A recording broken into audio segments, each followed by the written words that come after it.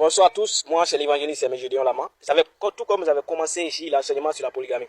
Pourquoi j'ai choisi de prêcher sur la polygamie? Tout simplement parce que j'ai une fois évangélisé un vieux qui me disait qu'il n'a pas le temps maintenant d'aller à l'église, d'aller prier Dieu. J'ai dit pourquoi?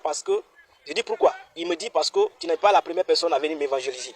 Où je suis là, je sais que je ne suis pas fait pour être sauvé. Parce que je suis marié à 3 femmes.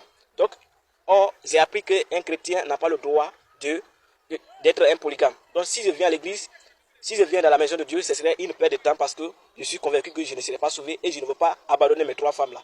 Alors qu'est-ce que j'ai compris dans ça? C'est qu'il y a des gens qui se promènent avec la Bible mais qui ne savent pas réellement ce qui est écrit dans cette Bible là.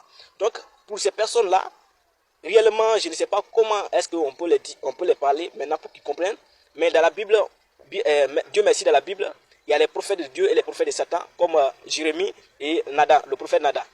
Lorsque Jérémie a prophétisé, il a venu dire le contraire. Donc, l'Éternel a dit à Jérémie, va dire à ce prophète que ce n'est pas moi qui lui ai envoyé.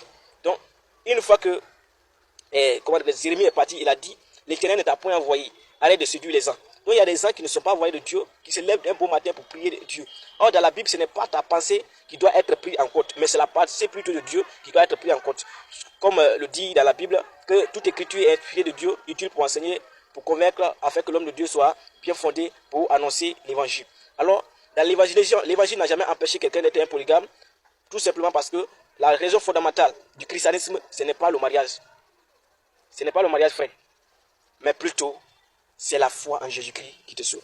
Que tu sois marié d'une seule femme, que tu ne sois pas marié que tu sois marié encore de plusieurs femmes, que tu ne sois pas marié si tu ne crois pas en Jésus-Christ, tu iras en enfer. Tout simplement parce que la vie éternelle ne s'obtient pas par le mariage. Que Dieu vous bénisse. Shalom à vous.